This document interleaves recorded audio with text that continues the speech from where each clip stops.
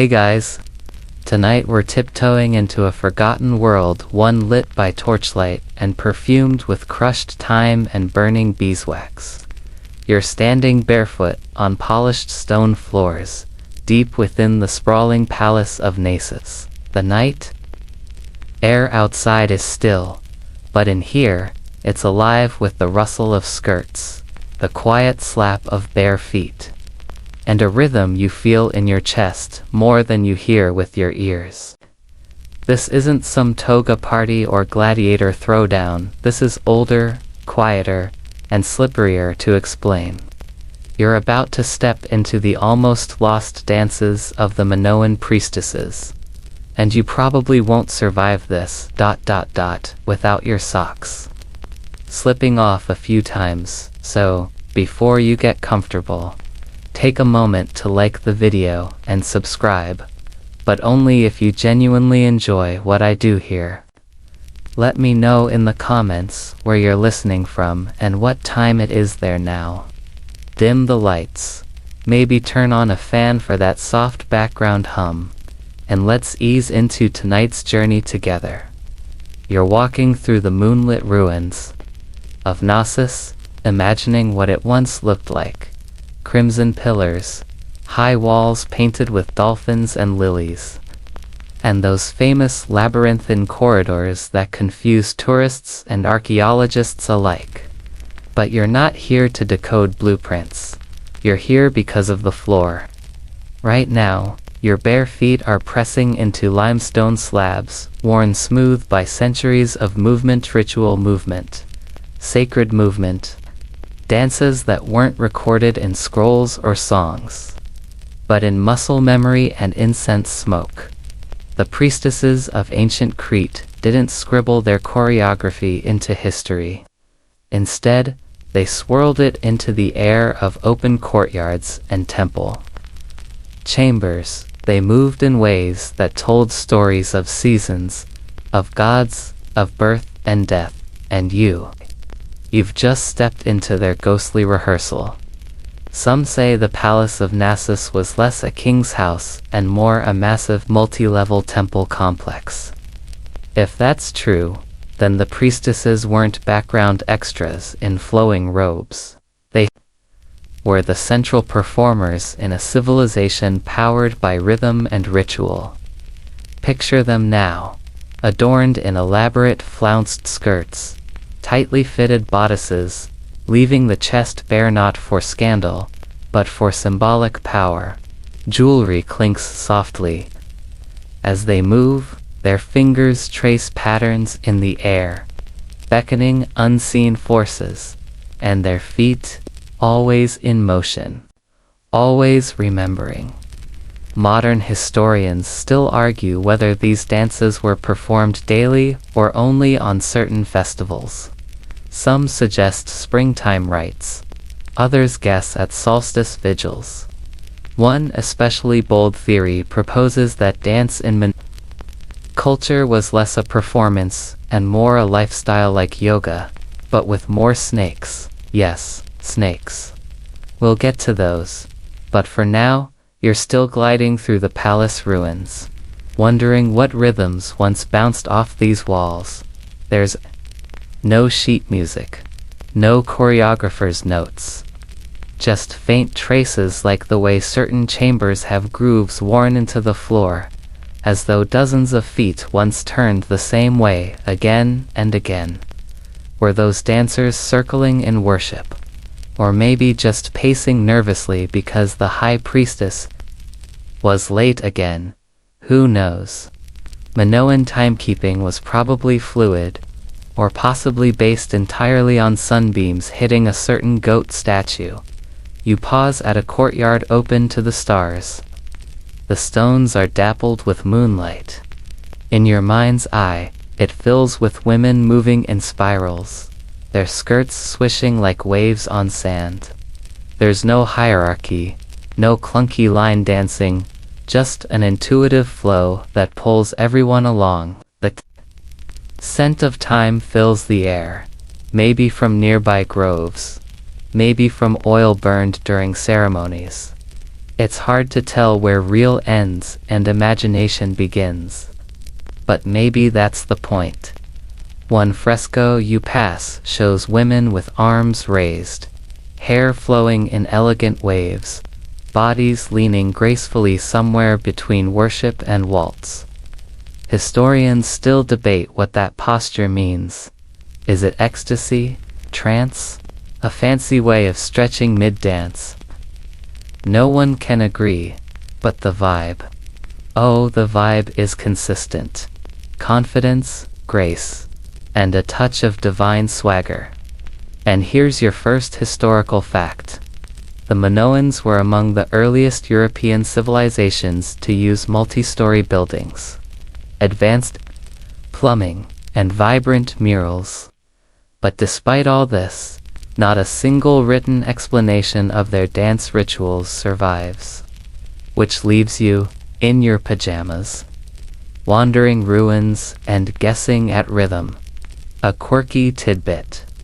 One archaeologist once suggested that the layout of Nasus itself was a kind of giant dance floor, spiral corridors, mirrored wings, and central courtyards, designed for movement more than meetings. Was it a bureaucratic nightmare? Absolutely. Was it a temple of motion? Possibly. Was there a spiral-shaped mop for cleaning up spilled wine? No evidence yet. As you step deeper into the palace's inner sanctum, your footsteps begin to echo. You pass by what might have been a shrine. Double axes carved into the wall, a stone basin for offerings, and a faint blackened line where something may be oil. Maybe time has left its mark. You try a few careful dance steps. Left foot, pivot. Swirl, nope, that was just a stubbed toe. The priestesses made it look easy, gliding across stone with the grace of falling petals. And here's a little fun thought. Some believe that the dances weren't just for the gods, but also for the audience. Spectators may have gathered on upper balconies, watching from above as the women below twirled in choreographed devotion. It's like an ancient, incense-heavy Cirque du Soleil, but without safety nets or intermissions. Still, as you breathe in the quiet and let your imagination take over, the palace seems to hum again. Not with noise, but with memory, movement. The kind you don't need to understand to feel. The kind that gets into your joints and makes you want to sway just a little. Maybe in time with the moon. Maybe in time with the ghost of a drumbeat. If you close your eyes now, just for a moment, you can almost feel the heat of torches against stone. Hear the whisper of silk skirts, and sense the rhythm that once pulsed at the heart of Minoan life, not in textbooks, but in steps, turns, and the quiet power of priestesses who danced as if their gods were watching. You try to mimic the spiral they once danced, the priestesses, that is. It starts with a toe pivot, a turn of the hip, and a sweeping glide that probably looked graceful 4,000 years ago but now makes you wobble slightly on your mattress. Still, you commit. After all, these women weren't just dancing for the fun of it. Spirals meant something. In the Minoan world, they weren't just pretty patterns, they were cosmic diagrams, eternal symbols, possibly even choreography cues from the gods themselves. Historians still argue whether these spiral steps were part of formalized temple routines, or if they evolved naturally from nature worship. Some think the pattern reflects the solar journey through the seasons, say it's lunar, or something even more esoteric, like a map of the soul's migration through rebirth. But one thing's clear, when a Minoan priestess spun, she wasn't just turning, she was invoking something deep, circular, and possibly dizzying. You try again. Right foot forward, swirl, Pause. Your blanket has now tangled around your ankles, which might be a sign to stop, or a signal from the ancient dance spirits that you are not yet chosen. Either way, your admiration for these women increases with every toe stub. The sacred spiral, as it's sometimes called, is hinted at in Minoan artist, Shayli on pottery. Vases and ceremonial vessels feature looping patterns that repeat almost hypnotically, and in at least 2 surviving frescoes, priestesses appear to be in motion, their arms extended, their hips mid-sway, their feet caught in the curving grace of something ancient. You wonder if there was a central call, a chant, or just intuition guiding their feet. Was the spiral taught, or inherited in the bones? The modern fact of the matter is this: spirals are ubiquitous in ancient art, from Ireland to the Indus. But on Crete, they weren't just decorations, they were destinations. Some temple floors even feature stone grooves laid in spirals, possibly walked in meditative circles during rites. Maybe they moved slowly, trailing fingers along the ground. Maybe they sped up, breathless, as if chasing the gods themselves around. Invisible corners. And here's a fringe detail that's too good to ignore. One researcher who may or may not have gotten enough sleep once proposed that the priestesses' spiral dances were inspired by the flight of bees. Yes, bees. The theory goes that Minoan temples may have been aligned with beehives, and that their goddess had a bee aspect already hinted at in later mythology. It's speculative, a little buzzy, but strangely fitting. Spirals, swarming, a ritual dance. With sting and sweetness, you shake the image of priestesses doing bee-inspired choreography and refocus. Back in Knossos, the central courtyard opens up before you, edged with colonnades. It's easy to picture a spiral dance here, bodies curling inward and unwinding again, like breath or prayer. The floor beneath you is warm from the midday sun unless, of course, it's the moonlight that's guiding this version of the memory. You take another step, then another, a soft spin. You're getting the hang of Itor, at least your imagination is, because this isn't ballet. It isn't folk dancing. It's something older, slower, more elemental. A language of the body that doesn't translate. Well, but doesn't have to. You're not performing. You're participating. Here's something historians do agree on. The Minoans likely danced barefoot, not out of poverty or preference, but because it grounded them.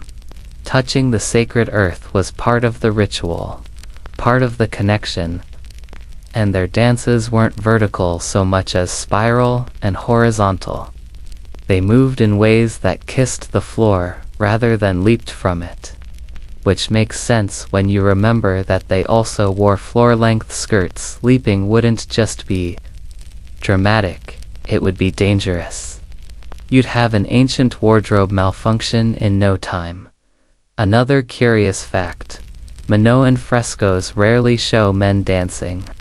When they do, it's usually in athletic contexts, bull leaping, for instance.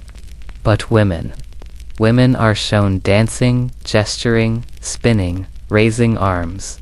This wasn't just pageantry, it was power. Some even say it was worship, and that raises another deliciously unresolved debate. Were these dances for the public or private? Did citizens gather to watch, like an open-air theater, or were the spiral dances reserved for inner sanctums, performed in secret only during solstice or eclipse? No one knows. Knossos itself is suspiciously maze-like, with rooms layered upon rooms. There could have been entire rituals happening 3 corridors away that no outsider ever saw. You might be witnessing one now, with your inner eye tuned just right, catching flickers of gold bracelets and the faint sound of rhythmic clapping. You twirl a little again, not because you have to, but because it feels natural. There's a calming repetition to the movement, a way the spiral walk pulls you inward. Maybe that was the point. Not to perform, but to descend. To slip inside your own stillness. Like lowering a jug into a well and finding something luminous at the bottom. You pause. Slightly winded, even though you haven't technically moved. That's the magic of this sleepy little trip. Your mind is doing all the dancing. And your feet, they're tucked safely under the blanket now. Because let's be honest, you've already stubbed enough toes tonight. As the spiral fades from your imagination, it leaves behind a residue of rhythm. A sense that you've just completed something, even if it was only inside your mind. The priestesses, you think, must have known this feeling well. That hush after the turn. That moment between steps.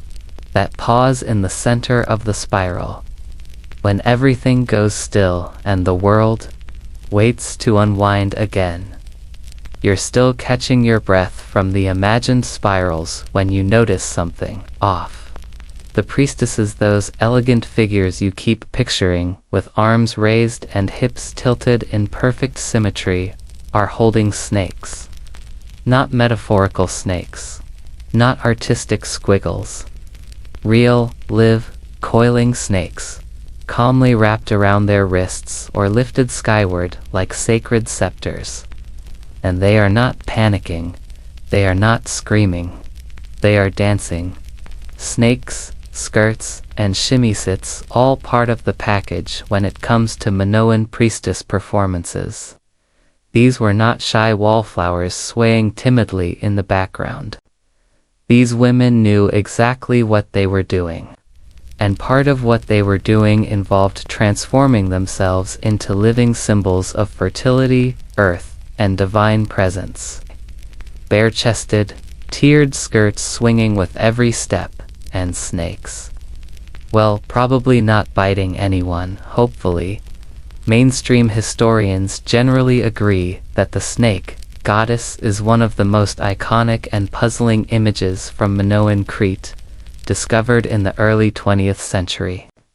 The faience figurines show women in elaborate dress, arms outstretched, snakes curling up each arm like vines with attitude.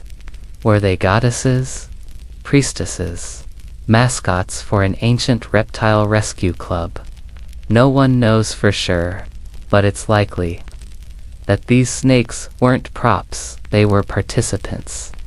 Your brain attempts to reconcile all this: spirals, sacred movement, and now snakes.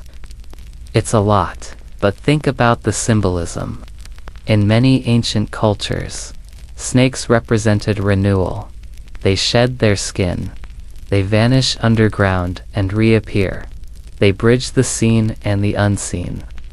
Perfect dance companions, really quiet, graceful, always slightly unsettling, a lesser known but charming detail. Some believe the priestesses trained their snakes from a young age, like dancers raising their own performance partners. This theory, though entirely unproven, gives rise to hilarious imagery. Snakes slithering around toddler priestesses in training during temple rehearsals. Picture a dance class with more hissing than usual. You're now back in the courtyard at Nosasat, least in your sleepy imagination. The moonlight has shifted slightly. It lights up the layered skirts worn by the dancers, designed to swish dramatically with every turn. These weren't simple garments. We're talking multiple flounces, vibrant patterns, and likely some very sweaty linen. But what they lacked in comfort, they made up for in flair and mobility. It's worth noting that the iconic Minoan body snugly fitted laced at the front, leaving the breasts exposed was not scandalous in context. In fact, it's believed to have emphasized the nurturing, fertile power of the priestess, possibly representing her role as a conduit between the divine and mortal worlds. There's an air of power, of maternal presence, of command in every uncovered gesture, and you sitting comfortably in your soft pajamas can almost hear the flutter of those layered skirts brushing across stone. You picture the movement, not a rigid line of dancers, but a fluid current, a tide of twisting bodies, each woman guiding her own rhythm while echoing a larger pulse. No two dancers exactly the same, yet somehow unified. You're reminded of flocks of birds, or the way fire flickers, each spark unique, but all part of the same flame. Here's something scholars love to debate. Were these dances choreographed or spontaneous? Some argue there must have been specific patterns. Temple rituals were serious business, after all. Others believe the dances were more organic, growing from trance states and the mood of the ceremony. Maybe it depended on the day. Maybe one priestess started to move, and the others followed like fish shifting direction in a shimmering school. There's even a fringe theory that some Minoan dances involved subtle miming movements intended to embody birth, rain, or the changing of the seasons. You consider this and realize that, yes, that strange bendan twist you attempted earlier could, in fact, have been a weather-summoning move, or a stretch, or both. It's hard to overstate how much clothing mattered here. Those skirts didn't just flutter, they told stories. Some were patterned with zigzags or floral motifs, possibly symbolic, possibly fashion-forward, and the colors, oh, the Minoans didn't hold back. Deep reds, sea blues, saffron yellows, all painted on frescoes, in palettes that remain vivid today. So when the priestesses danced, it wasn't just motion, it was moving color, a kaleidoscope of rhythm and ritual. And let's not forget the jewelry these women jangled: earrings, bracelets, neck pieces, possibly even tiny bells sewn into hems. Every step may have rung softly in the echoing palace spaces, adding to the layered rhythm of footfalls, fabric, and breath. One delightful archaeological oddity. Some excavated Minoan shoes, yes, they had shoes for special occasions, were designed with curled toes and raised heels. Now imagine doing a sacred snake spiral shuffle in those respect. You try to imagine the atmosphere. There's no artificial lighting, no stage rigging. Just flickering firelight, aromatic smoke curling toward a painted ceiling, and the glint of bronze jewelry catching torchlight. The priestesses move not to music in the modern sense, but to a blend of drumming, clapping, and the rhythm of their own breath. You strain your ears and hear if the low pulse of a frame drum, the whisper of anklets brushing against skin. And then there are the snakes again. You almost forgot about them. They're not props. They're not distractions. They are emblems of life, of death, of the secrets only the earth knows. Whether draped across shoulders or lifted toward the heavens, they seem to watch the dance with ancient, lidless wisdom. You wonder if the audience, the worshippers, onlookers, maybe even passing traders, were terrified or mesmerized. Probably both. The firelight dims now in your imagination. The dancers slow, their skirts settle, the snakes coil a little tighter. Somewhere nearby, a bowl of wine is poured as an offering. You don't hear words, just the quiet exhale of a ritual ending.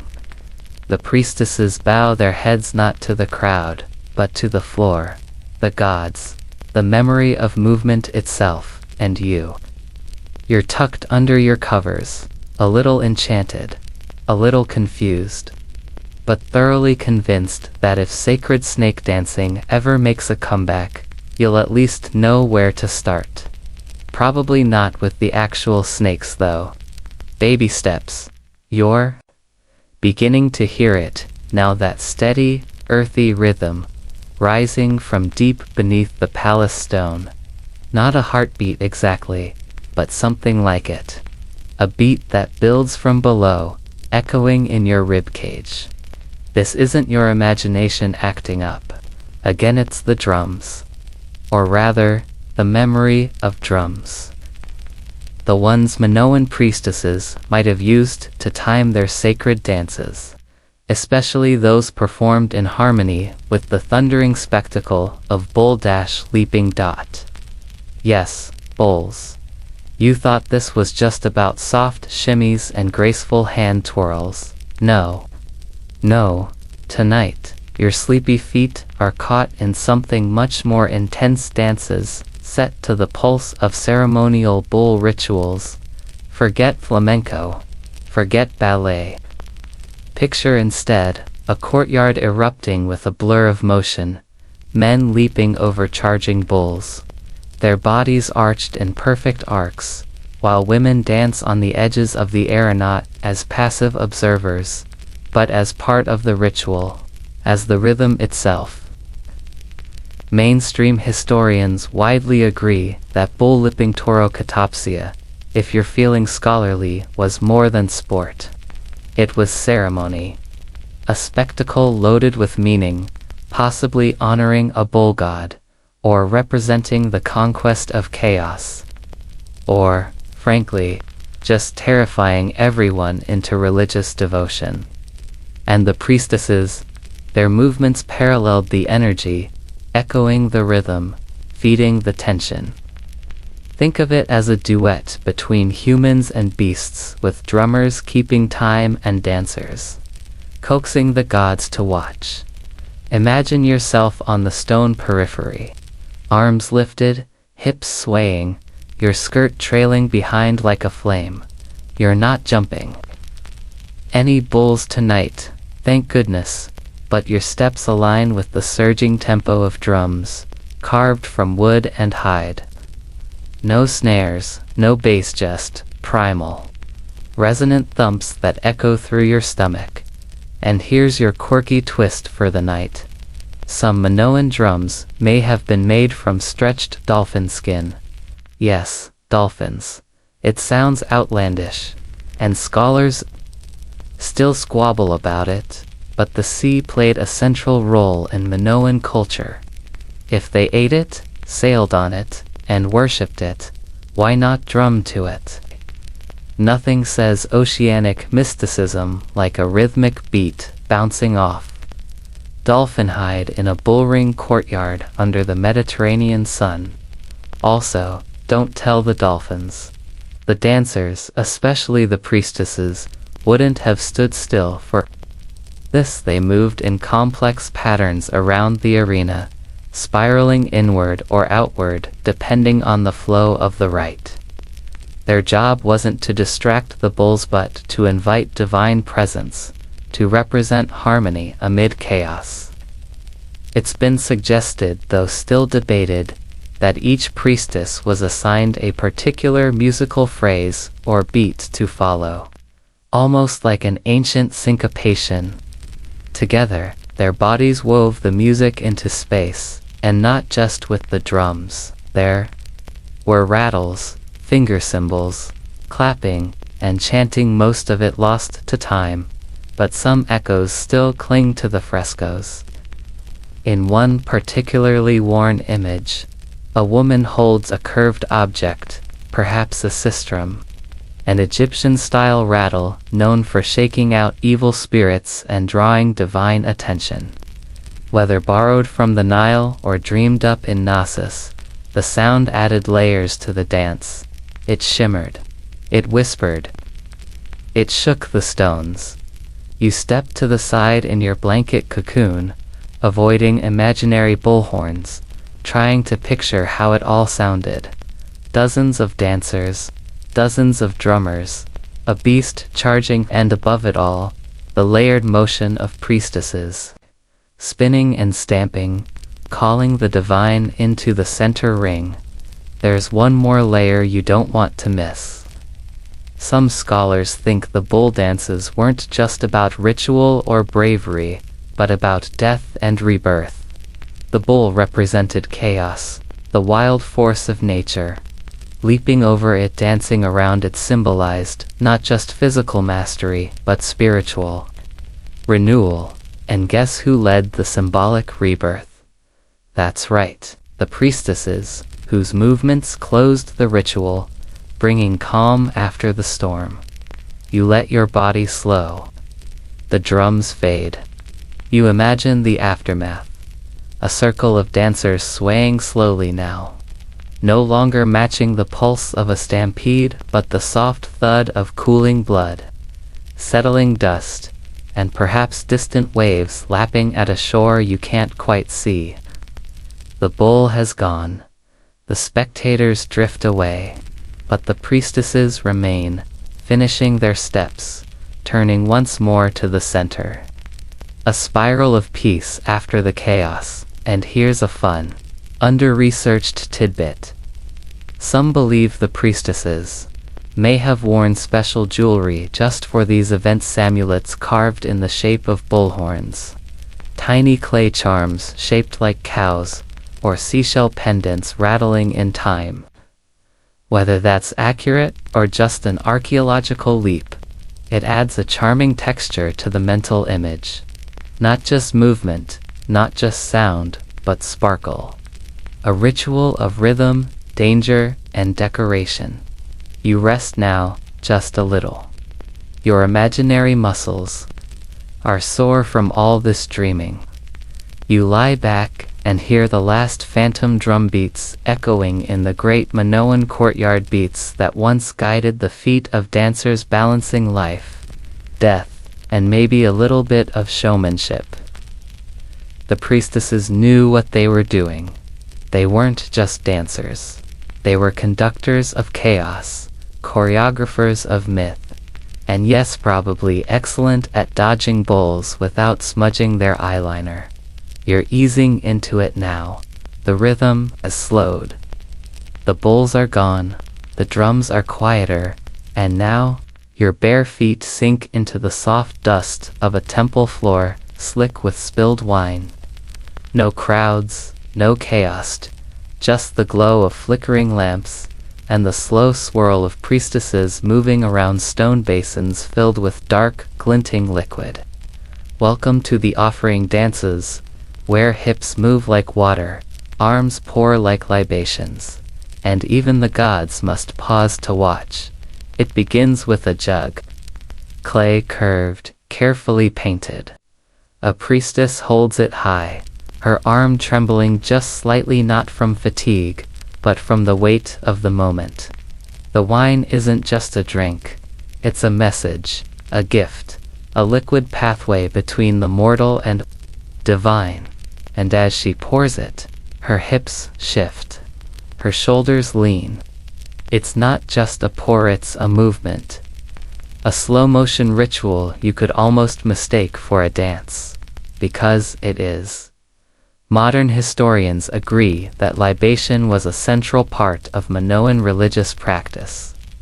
Bowls carved directly into stone altar platforms have been found throughout Crete. Some shallow, some deep, some paired with drains that suggest wine, oil, honey, or even milk was poured and allowed to sink into the earth.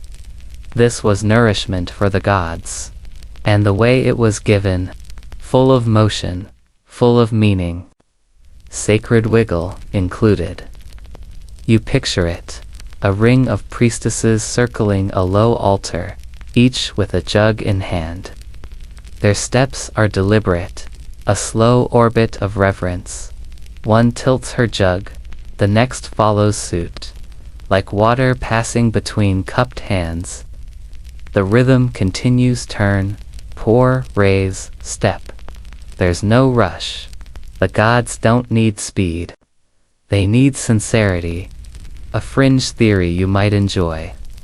Some researchers believe that the specific way a priestess poured her posture, her angle, even the way she held her jug was choreographed to match the type of offering. For wine, the motion flowed smoothly, almost seductively. For oil, it was slower, more reverent. For milk it may have involved a rocking sway, as if mimicking nursing or rebirth. No hard evidence survives, but it's the kind of hypothesis that makes sleepy archaeology lovers smile. And what were they offering for? That's still debated. Perhaps a healthy harvest, safe childbirth, a good rain after a long dry spell, or maybe just a quiet night with fewer volcanic eruptions. The Minoans were spiritual, yes, but also practical. When your island is one unpredictable tectonic shift away from boiling over, you make extra offerings, just in case. The dance around the altar is hypnotic. You notice that it's not just in the hips, it's in the hands. Fingers splay and curl with each gesture. Wrists flick delicately, as if sculpting the air. These movements might have spoken in a language no longer understood, a form of nonverbal prayer lost with time. Imagine a silent conversation between the dancer and something watching from above, maybe from below. One curious fact: in some temple sites, the libation platforms are set just slightly offset, not aligned to the main structure, but to the sun's path, or a mountain peak, or a nearby grove. That placement might have mattered more than symmetry. The movement of the body, the tilt of the jug, the direction of the gaze, all elements choreographed in harmony with earth and sky. You try it now, in your head.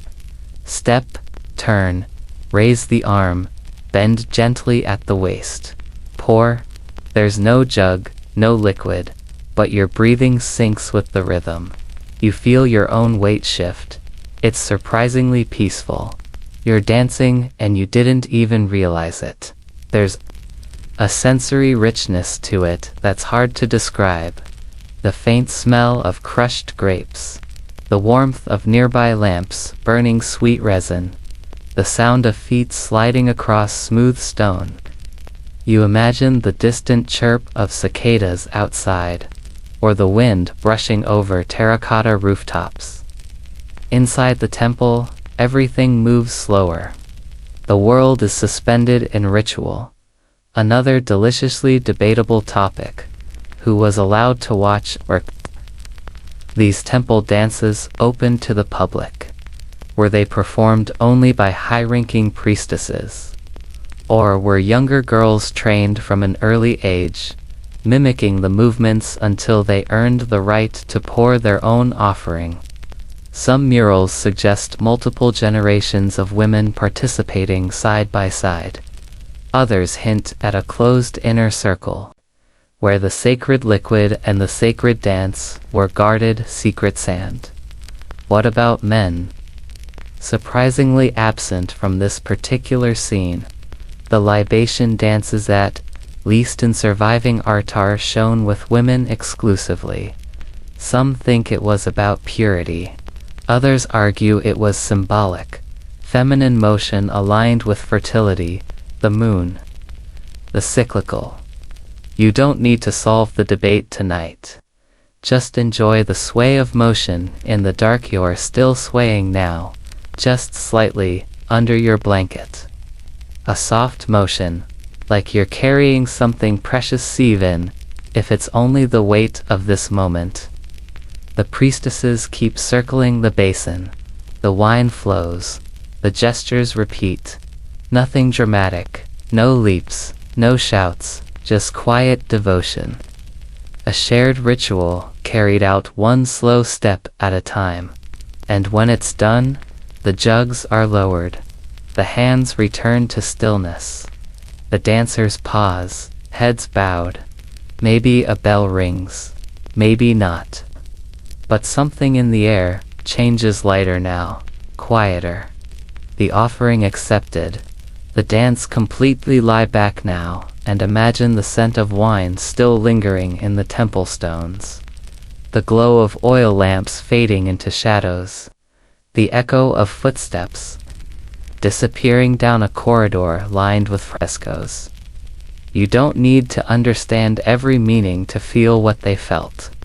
Sometimes, reverence is best left unspoken and slowly danced. You blink, and suddenly you're somewhere new high, above the palace walls. Balanced on a Minoan rooftop under a vast canopy of stars. Don't look down. The stone beneath your feet is rough and warm from the sun's lingering heat, but the night air is crisp. This isn't your everyday dance floor. Some scholars believe that sacred dances took place not just inside temple walls, but up here, where earth meets sky, and the gods might actually lean in to watch. Imagine the priestesses, now, silhouetted against constellations that looked quite different from millennia ago.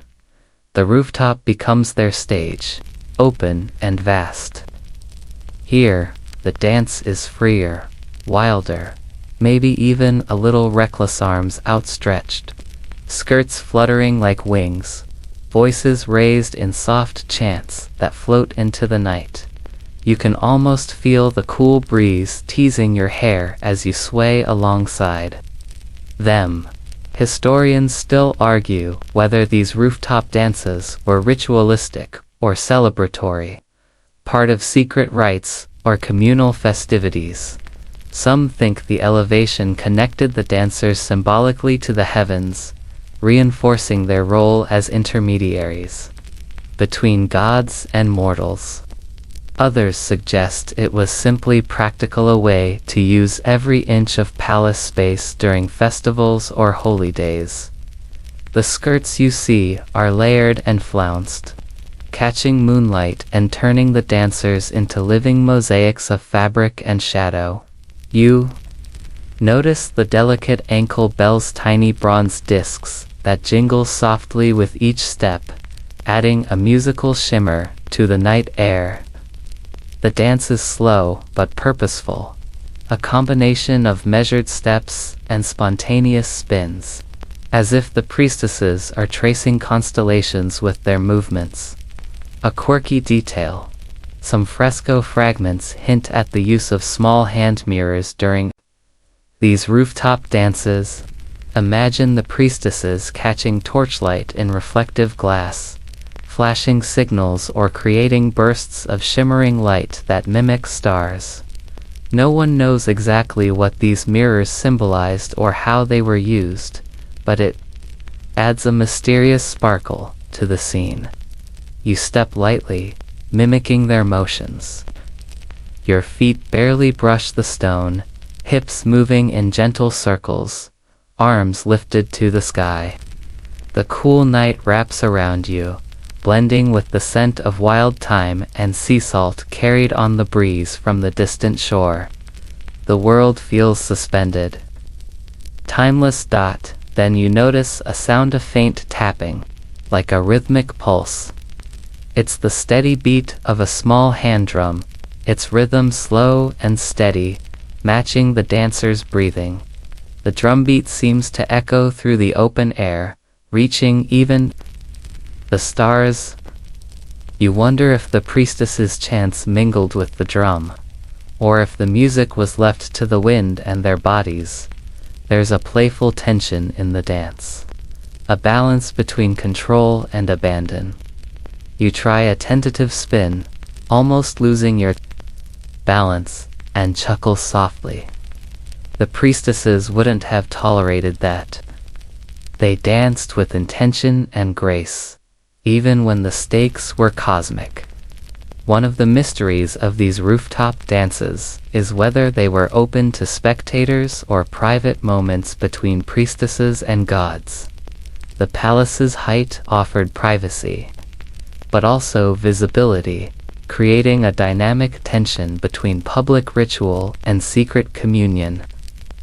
You imagine villagers below, glimpsing flickers of torchlight and hearing distant chants, wondering what sacred secrets unfold above.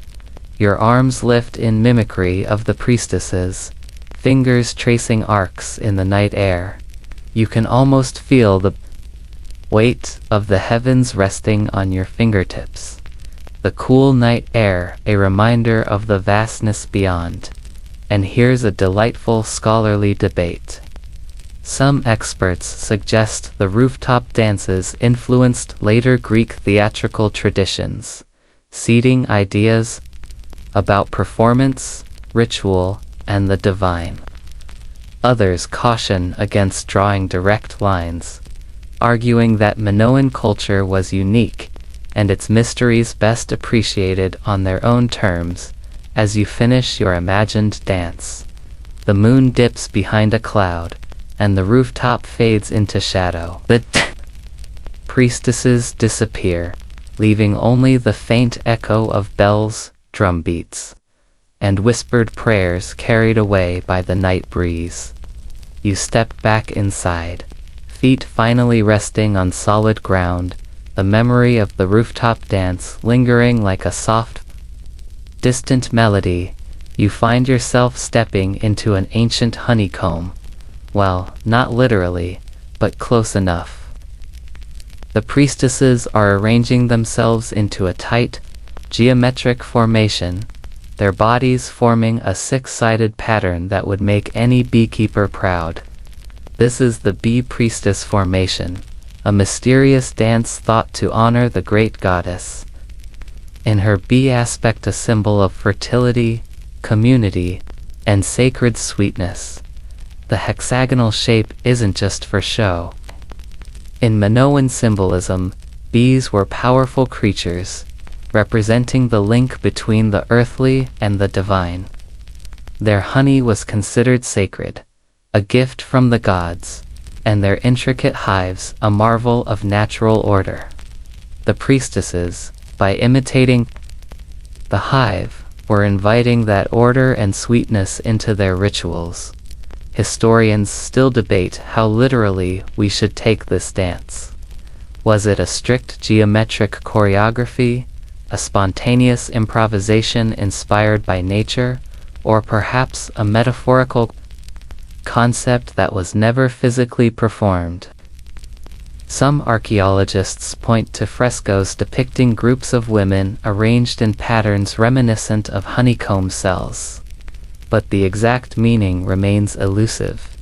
As you join the formation in your imagination, you notice how the dancers' movements mimic the gentle buzz and flutter of bees' hands, trembling delicately, feet tapping lightly, bodies leaning into one another like the cells of a hive. The skirts flare slightly, echoing the wings of the insect, and you can almost hear the soft hum of devotion. A quirky tidbit. One fringe theory suggests that the priestesses used small bee-shaped rattles or bells to enhance the dance, adding a literal buzz to the atmosphere. Whether these instruments ever existed is unknown, but the idea of ancient buzzing worshippers is amusing and oddly charming.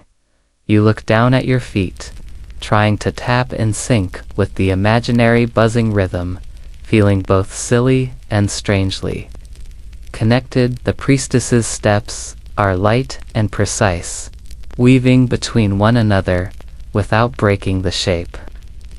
There's a silent communication here, a trust that each dancer knows her place in the sacred pattern. The bee wasn't just a symbol of community, it also represented resurrection and immortality, thanks to its ability to produce honey, a substance that doesn't spoil. By embodying the bee, the priestesses aligned themselves with these qualities, transforming the dance into a meditation on life's sweet continuity. In the center of the formation, perhaps stood the high priestess, crowned with a headdress shaped like a bee or adorned with honeycomb motifs. Her movements were the heartbeat of the ritual, guiding the flow of energy through the hive and connecting each dancer to the divine source. You imagine the flicker of torchlight catching on gold jewelry shaped like bees, the soft rustle of skirts moving in unison, and the faint scent of honey mixed with incense filling the air. The dance is both structured and fluid, a balance of order and spontaneity. One scholarly debate you overhear in your dreams.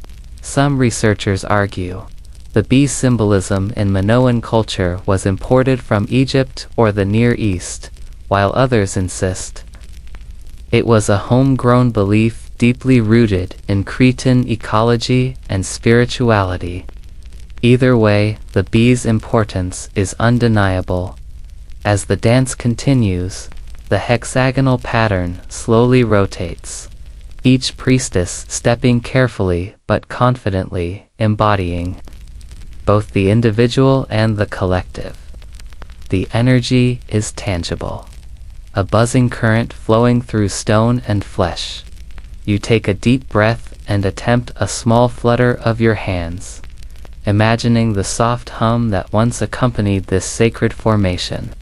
The bee priestess dance is a celebration of connection between women, between nature and the divine, between past and present. And as you step out of the hive, you feel a gentle sweetness linger in the air, a reminder that even the smallest creatures and the quietest dances can hold immense power. You step into a dimly lit chamber deep within the palace, the walls painted with vivid scenes of ritual and worship. Here, the dance takes on a more solemn tone, a procession of priestesses weaving through columns and altars, their footsteps echoing softly on polished stone.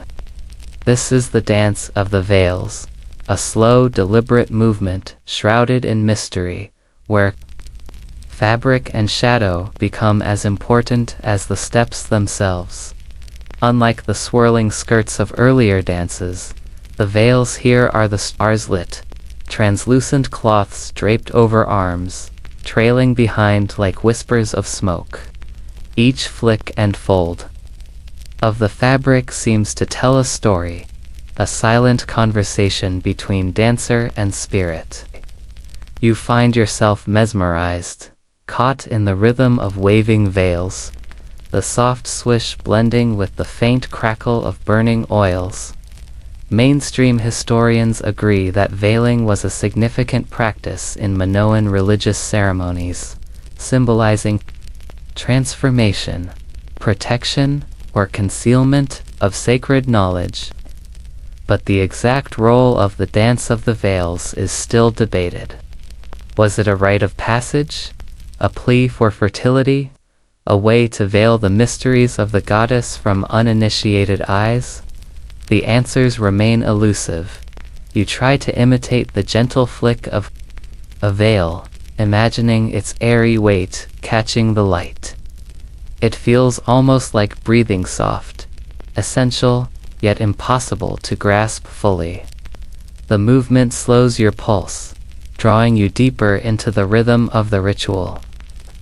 A quirky idea some scholars entertain is that the veils were scented with herbs like thyme or frankincense, adding an olfactory layer to the dance.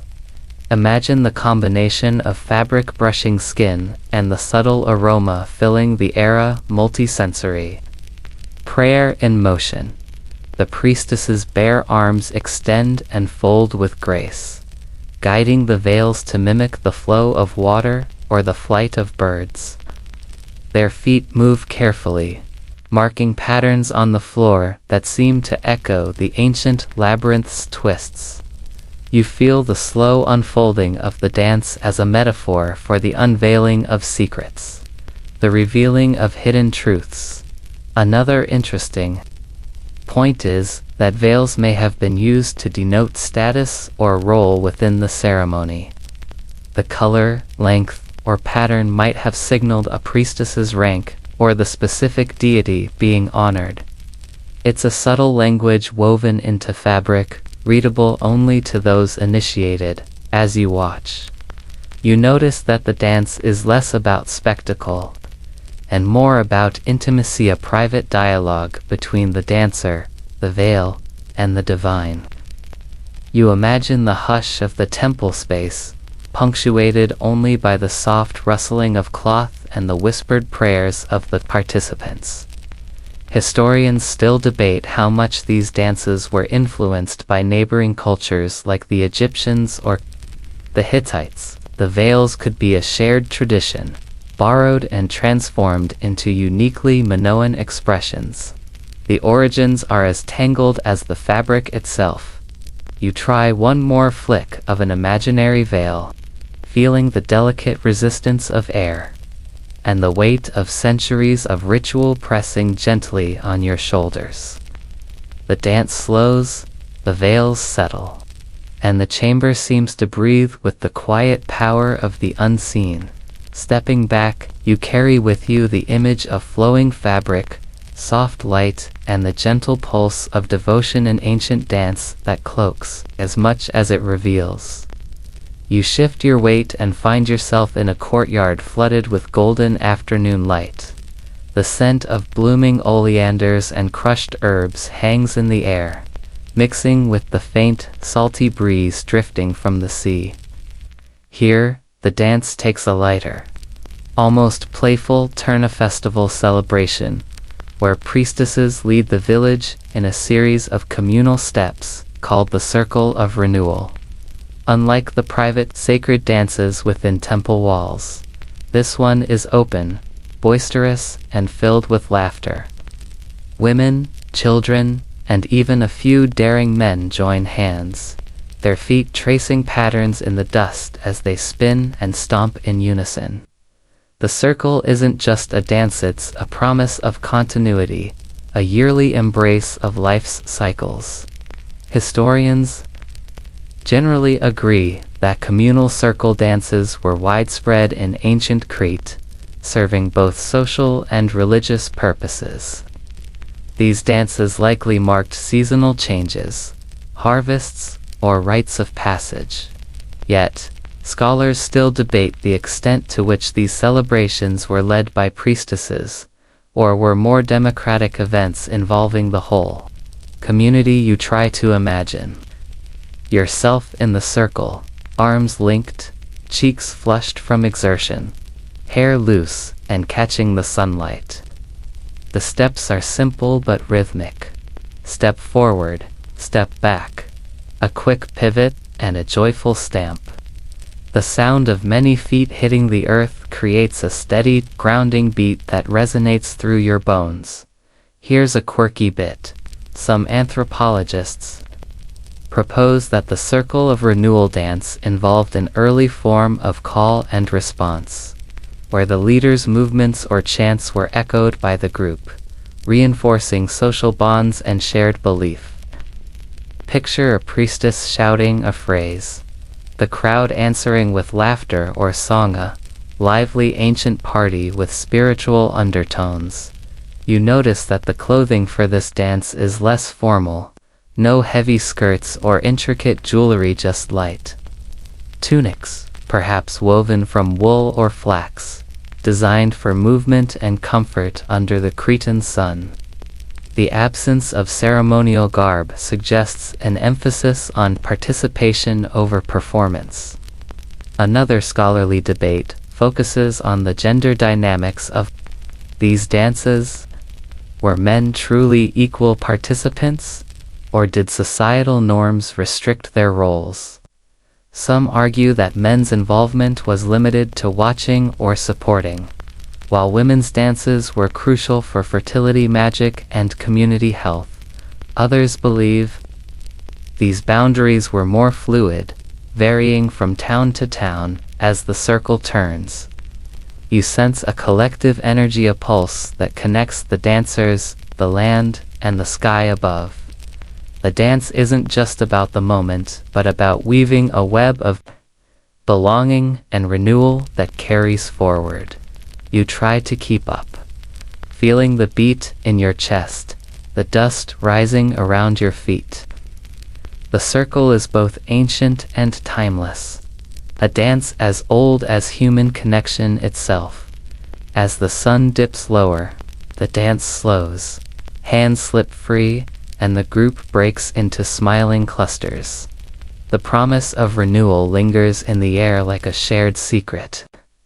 Step out of the circle, your heart lighter and your breath steady. The festival may end, but its rhythms echo on in the stones, in the breeze, and in the memory of countless dances before and after.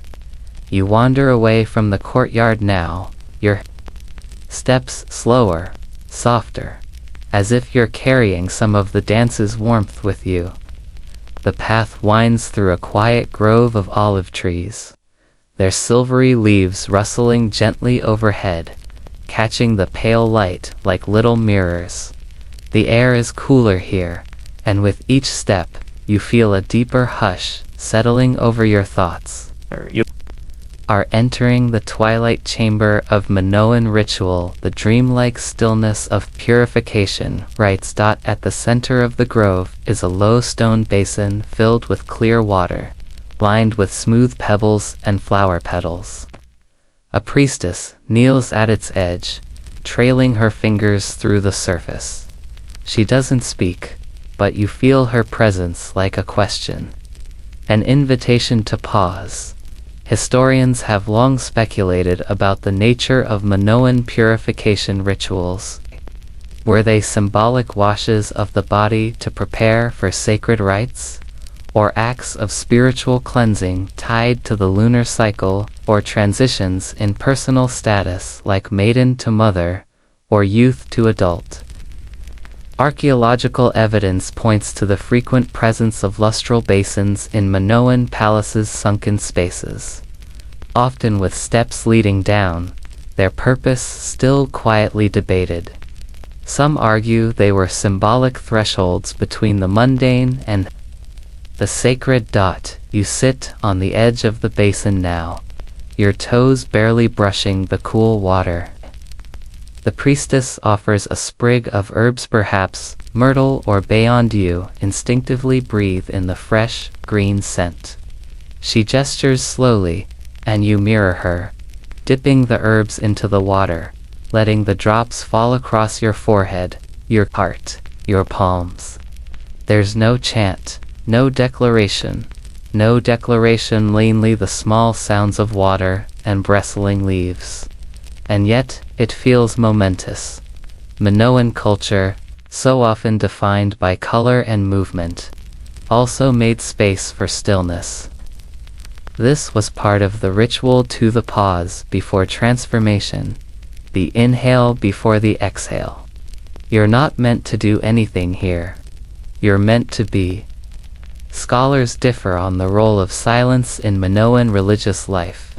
While most agree it wasn't a culture of stoic withdrawal, there is increasing acknowledgement that quiet rituals played a key role in grounding the more performative aspects, like ecstatic dance or bull leaping. This balance between noise and stillness perhaps mirrored the natural rhythms of the island itself: storms and calms, harvests and winters, songs and silences. The priestess rises and walks to a fig tree, placing a small stone at its base. You understand it's an offering, something modest, something lasting. You find a pebble, smooth and warm, in your hand, and do the same. As you set it down, you feel a strange sense of continuity. How many others, over how many centuries, have added to this quiet cairn of devotion? The wind stirs, carrying with it the distant sound of a reed flute. Somewhere, the festivities are resuming, but here in the grove, you linger, eyes closed, letting the stillness wrap around you like linen. You reflect for a moment on how different this ritual feels compared to modern religious practices, so much less about words, so much more about presence. There's no pressure to interpret, to explain, to assign meaning. The act is the meaning. Finally, the priestess nods a gentle signal that the rite is complete. You rise and bow slightly, more out of instinct than instruction.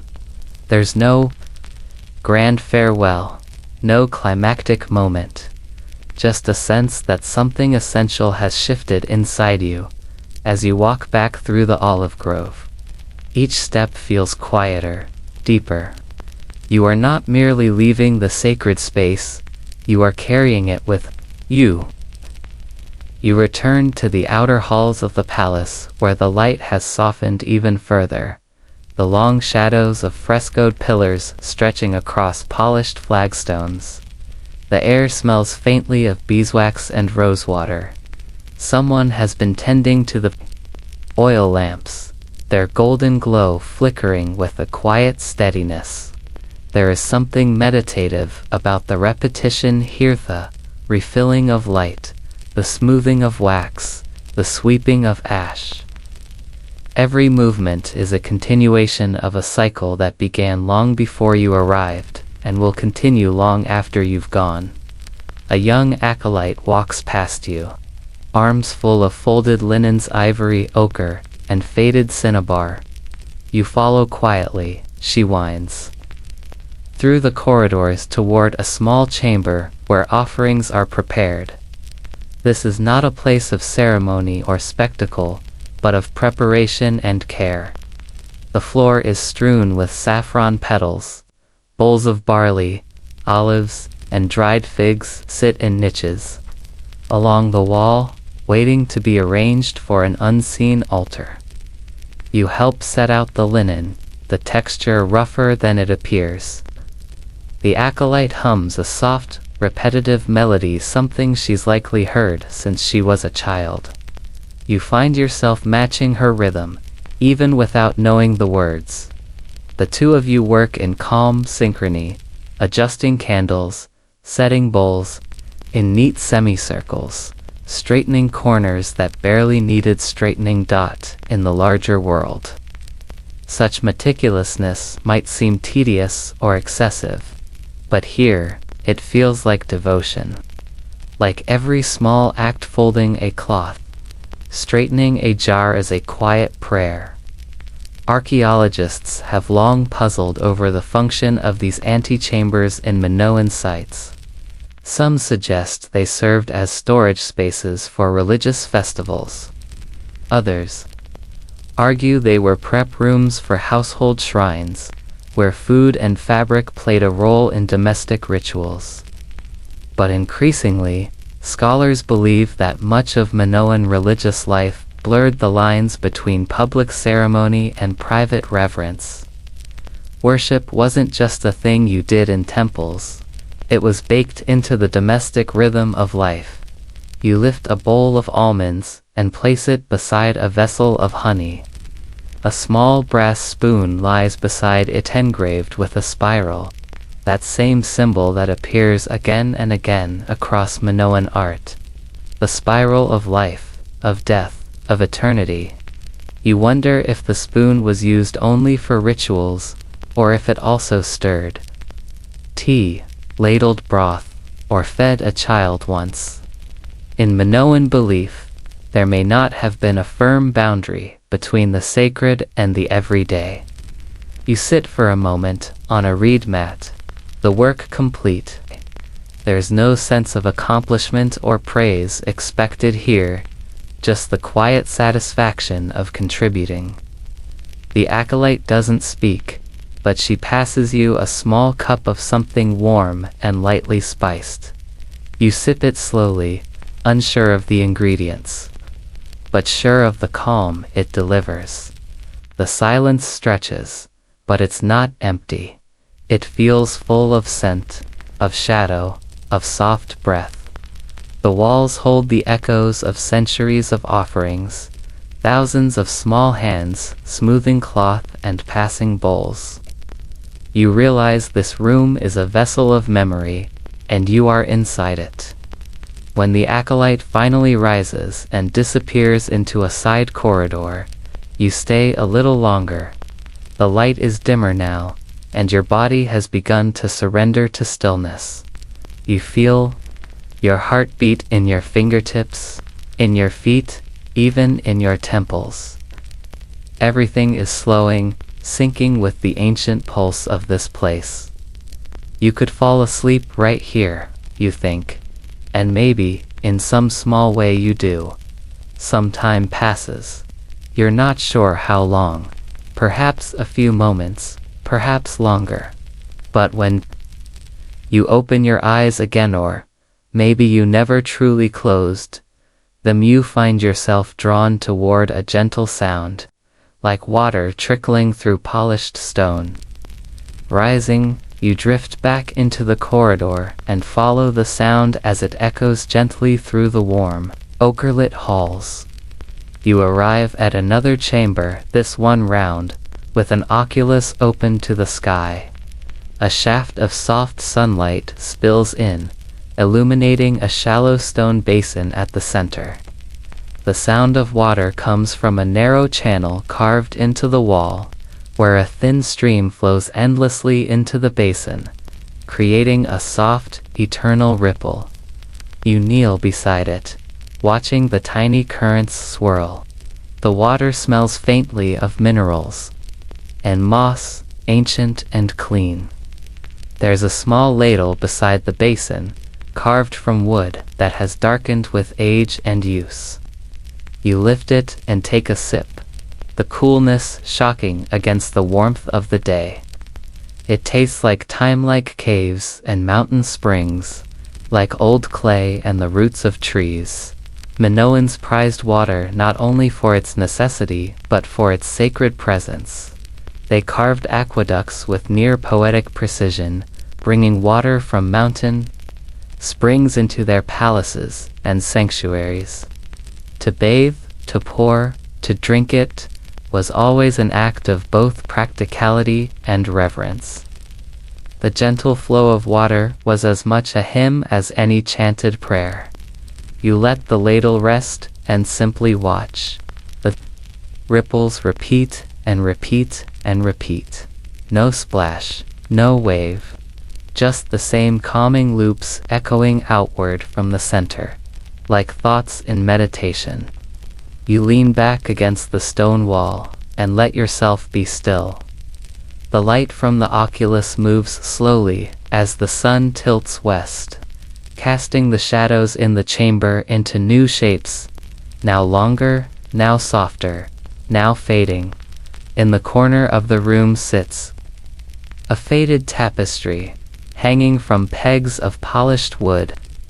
It's difficult to make out the image at first, the colors subdued by time, but as your eyes adjust, you see it. A scene of women pouring water from matching vessels into a great bowl. Their faces serene, their robes flowing in mirrored movements.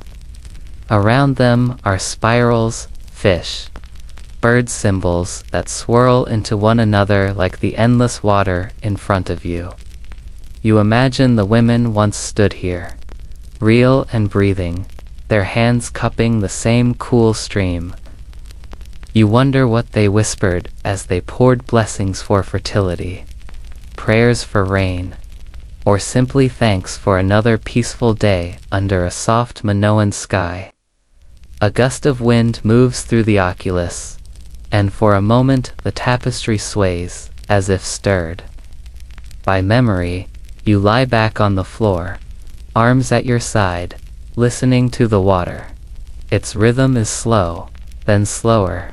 Your thoughts drift gently in time with it, pulling away from the present like boats pushed out to sea on a tide of silence. There are no questions here. No need to understand or name every artifact. Just the knowledge that you are in a space shaped by patient hands, lived in by quiet souls, touched by light and water and rest. Your eyes close again, not with effort, but naturally, the way petals fold when night comes. Sleep is near now. You don't wake, not in the usual sense. You simply shift, softly, from one layer of calm into another, like descending steps beneath warm water. You don't know how long you've been lying there, only that when you open your eyes again, the shadows in the oculus have stretched farther, bending across the smooth stone like ribbons of dusk. A quiet bell sounds in the distance, not a sharp clang, but a mellow chime, like bronze touched lightly with a reed. One chime, then another, then silence again. You rise without hurry.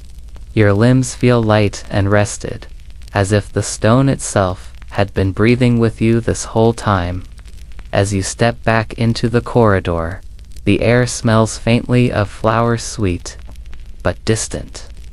Somewhere, a breeze carries the scent of thyme and oleander. The corridor now leads you gently downward, spiraling like a shell. You pass more faded murals, more amphorae, each resting in its niche like a sleeping thought. One jar is etched with dolphins, another with a line of spirals that dance like tiny whirlwinds. No plaque, no explanation, just the artwork and its eternal patience. The Minoans loved the sea not with conquest, but companionship. Their ships were swift and curved like fish, their villages clustered on cliffs that watched the horizon. They painted dolphins not as symbols of domination, but as joyful companions, leaping freely alongside their vessels. Even now, you can almost hear the sea through the walls, rhythmic and eternal. You reach a wider space, a kind of open hall, where 4 tall columns rise to support a wooden ceiling darkened with age.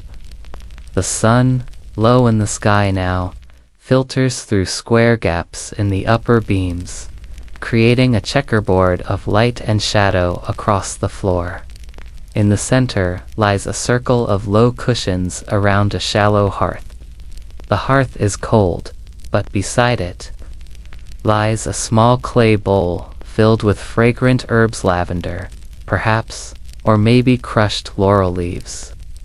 You kneel beside it and lift the bowl gently, inhaling. The scent draws you deeper into the quiet. You imagine the evenings here, long ago priests or artisans, maybe traders from across the sea, gathering around the fire, speaking in low voices, sharing honeyed wine and stories of the day. Perhaps they spoke of the stars, or the harvest, or the dream of a goddess seen in sleep. You don't need to know the language to hear the comfort in their tones. You feel it now, in this silence that still hums with something old and unbroken. You lie back once more, resting your head on one of the cushions. The ceiling beams above seem to stretch forever, dark lines fading into gold. Somewhere in the corner, another small tapestry hangs, showing a winding labyrinth. You trace it with your eyes, and as you follow its slow loops, your breathing follows, too. Slower and slower. The walls do not press in. The space does not demand. It welcomes, like the sea, like the sky, like sleep. You close your eyes, again. Still, the stillness around you now is unlike anything you've known in waking life. It's not the silence of absence, but the fullness of something perfectly at rest. Not void, but hush. Not empty, but whole. The floor beneath you does not creak. The cushion beneath your head seems to mold itself around your quietness, as though it remembers countless heads before yours. Maybe even ones that dreamed similar dreams. You feel no need to move, no impulse to rise. Even your thoughts begin to soften, like footprints in warm wax, and then barely perceptibly begin to notice another sound. A slow drip, not urgent, not disruptive, just a drop, and then another. Some gentle source of water, hidden perhaps behind a wall or beneath a distant stone. The rhythm is so patient, so unchanging, it feels more like time breathing than anything mechanical. It makes you wonder if the palace is drinking in the evening dew, or if some chamber deep below still holds a pool that has never once gone dry. The light above fades by imperceptible degrees. You don't notice it leaving. It simply softens, like a flame reduced to ember. The checkered shadows dissolve into a soft blur across the wall, as if the architecture itself is preparing for sleep. You wonder briefly what stories the guards of this place once told each other at night. Did they speak of omens in the flight of birds, or of dreams in which the goddess of the mountains whispered truths too vast to carry back into the day? Or did they, like you, simply fall quiet, letting the place do the speaking, letting the walls fill their silence with ancient memory, one story light as dust finds you now, not through voice, but through the way the cool air folds over your arms, a tale without plot, but not without feeling, a story told entirely through warmth and stillness and stone. You feel yourself dissolve into the floor, not literally, but in the gentle way that a shadow forgets its edges. The rhythm of the water drip keeps time with your breath now, and your breath keeps time with the walls, and the walls, they keep time with the mountain itself, where the earth once split to let light through, and someone long ago laid the first stone, not for power, but for peace, a peace that now surrounds you, fills you, softens you. You don't need to hold on to anything, not even your own name, not even the question of where this all leads. There is no edge, no urgency, only a long, unbroken horizon, and slowly, gently, that horizon closes its eyes.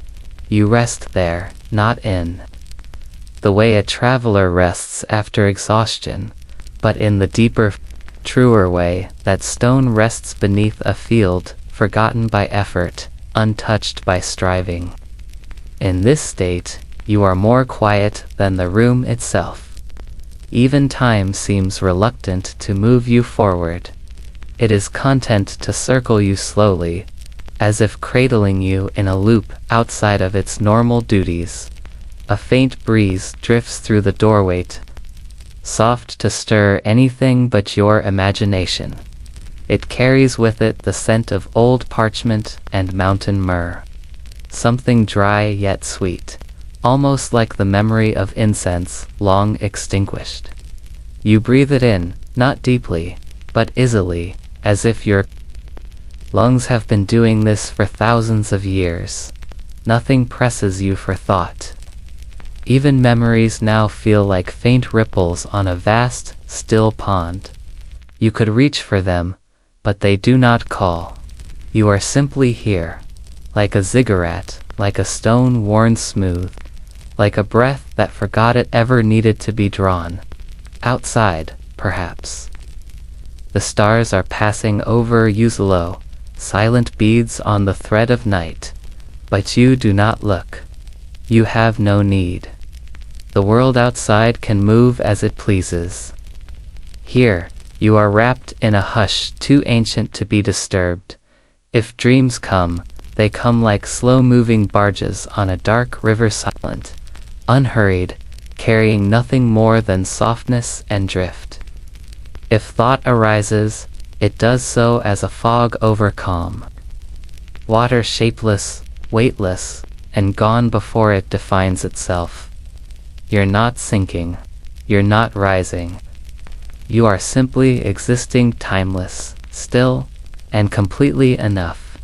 And as the last echo of the drip fades from your mind, and as the floor and breath and air become one long, gentle note, you forget the difference between inside and out, between you and this place, between now and forever, sleep, and peace, and stone.